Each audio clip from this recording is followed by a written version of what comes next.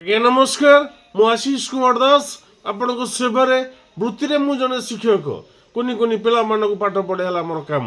ତାରି ଭିତରେ ମୁଁ ସମାଜ ସେବା ରଖି ଓଡ଼ିଶା ସମେତ 28ଟା ରାଜ୍ୟ ଏବଂ ଭାରତର ଇକୋନୋମିଟା ଗ୍ରୋ କରିବି ବୋଲି ଚାହୁଁଛି। ଆପଣ ଜାଣିଛନ୍ତି ମୁଁ ଜଣେ ଶିକ୍ଷକ।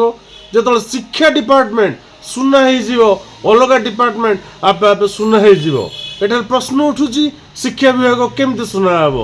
ସବୁ ପିଲା ଯଦି ସବୁଦିନେ ସ୍ମାର୍ଟ କ୍ଲାସ୍ ପାଇବେ ସେମାନେ ସବୁବେଳେ ସକ୍ସେସ୍ ହେଇଯିବେ, ସେ ଯେଉଁ ୟୁନିଟ୍ ହେଉ ନା କାହିଁକି। ଆପଣ ତ ଜାଣିଛନ୍ତି ମୁଁ ଜଣେ ଶିକ୍ଷକ। ଯେତେବେଳେ ମୁଁ ଭାବେ ମୁଁ ଜଣେ ଶିକ୍ଷକ, ଯେତେବେଳେ ମୁଁ କୁହେ ଯେ ମୁଁ ଜଣେ ଶିକ୍ଷକ, ସେତେବେଳେ ମୋତେ ଆନନ୍ଦ ଲାଗେ ଏବଂ ମୋର ଦାୟିତ୍ୱ ବଢ଼ିଯାଏ।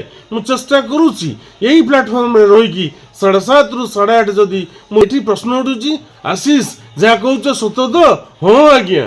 ରାଜକୋଷ ଫୁଲ କରିବ ଗଛଲତା, ରାଜକୋଷ ଫୁଲ କରିବ ପଶୁପକ୍ଷୀ, ରାଜକୋଷ ଫୁଲ କରିବ ମାଛମାନେ। ଚେଷ୍ଟା କରୁଛି ଆପଣ ମୋତେ ଠିକ୍ ଭାବେ ବୁଝିପାରୁଥିବେ। ଆପଣ ତ ଜାଣିଛନ୍ତି ଗଛଲତା ପ୍ରଡକ୍ସନ୍ ବଢ଼େଇ ଦେବ।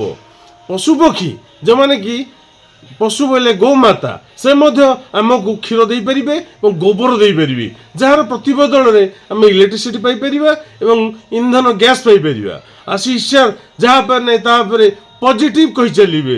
ଆମର ପ୍ରଥମ ଭିଡ଼ିଓ ଥିଲା ରବିବାର, ଯେତେବେଳେ ଆମର ବଜେଟ୍ ଚାଲିଥିଲା। ଆଜି ହେଉଛି ଦ୍ୱିତୀୟ ଭିଡ଼ିଓ। ଏଇ ଦୁଇ ଭିଡ଼ିଓ ମଧ୍ୟରେ ଯଦି ମୋତେ ସୁଯୋଗ ଦିଆଯାଏ ଏବଂ ଏଇ ଦୁଇ ଭିଡ଼ିଓ ମାଧ୍ୟମରେ ମୋତେ ଯଦି 7:30ରୁ 8:30 26-27 ଭିତରେ ୱାର୍ଲଡର ଇକୋନୋମିଟା ଗ୍ରୋ କରିବ।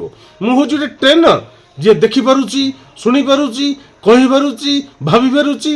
ପାଗଳ ହେଇନଥିବ, ସିଏ ହେଇଯିବ ନମ୍ବର 1 ଟ୍ରେନର ଆଶିଷ ସାର୍। ଆମ ପାଖରେ ସବୁ ଅଛି, ଆମେ ସବୁ ଭୁଲି ଯାଇଛି। ମଣିଷ ମିଲେନିଆରୀ ହିଁ ଜନ୍ମ ହେଇଥାଏ, ମାତ୍ର ଛୋଟ ଛୋଟ ଭୁଲ ଯୋଗୁଁ ସେ ମାଇନସ୍ ମିଲେନିଆରୀ ହେଇଯାଏ ସ୍ଥଳ ବିଶେଷରେ ଏବଂ ସମୟ ଚକ୍ରରେ। ଆଶା କରେ ଏ ଭିଡ଼ିଓଟା ଆପଣଙ୍କୁ ଭଲ ଲାଗୁଛି। ମୁଁ ଚେଷ୍ଟା କରୁଛି ଶିକ୍ଷା ବିଭାଗଟାକୁ ସୁନା କରିବି। ଏଠାରେ ପ୍ରଶ୍ନ ଉଠୁଛି ଶିକ୍ଷା ବିଭାଗଟା କେମିତି ସୁନା ହେବ?